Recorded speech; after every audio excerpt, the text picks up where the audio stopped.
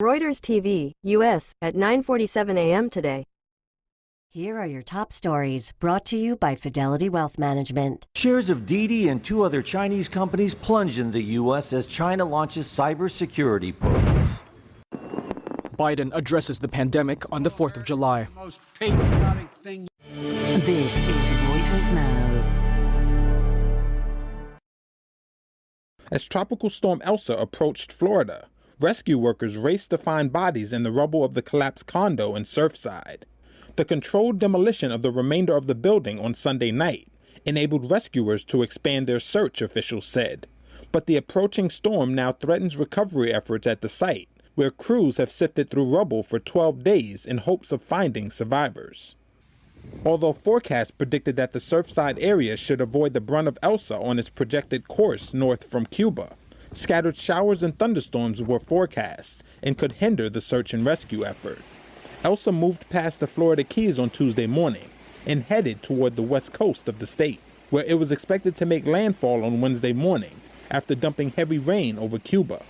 Elsa has already killed at least 3 people and caused damage to infrastructure and agriculture in Caribbean islands southeast of Cuba, such as St. Lucia and the Dominican Republic. Support for Reuters comes from Fidelity Wealth Management. See how a Fidelity representative can help with tax-smart guidance throughout the year. Learn more at fidelity.com/wealth. Investment minimums apply. Fidelity Brokerage Services, LLC. A tech crackdown in China couldn't come at a worse time for Didi Global.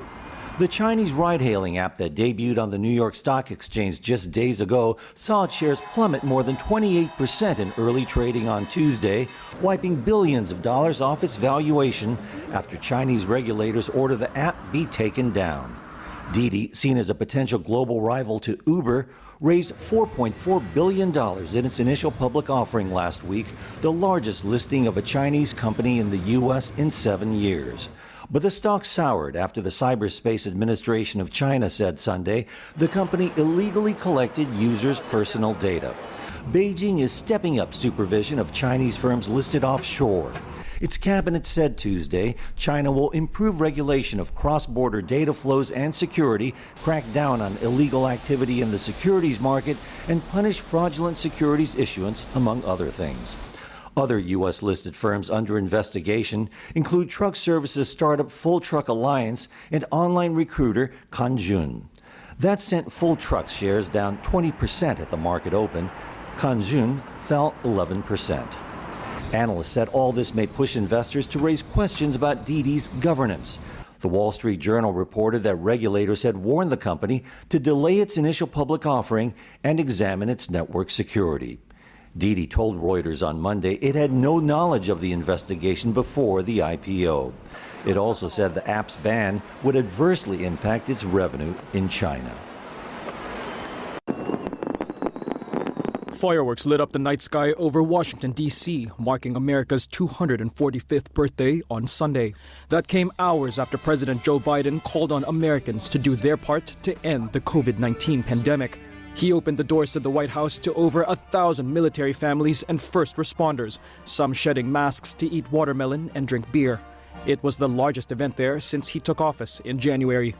This year, the 4th of July is a day of special celebration, for we are emerging from the darkness of years, a year of pandemic and isolation, a year of pain, fear, and heartbreaking loss.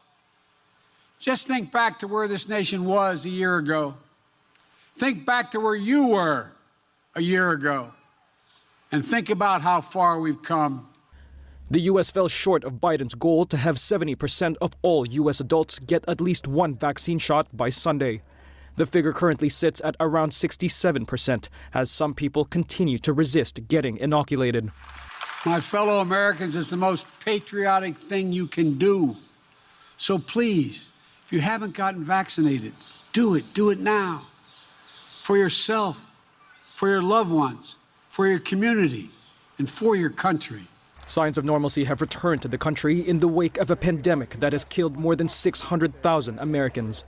But health officials are concerned that the more contagious Delta variant could begin another surge in cases. Those were your top stories for today, brought to you by Fidelity Wealth Management.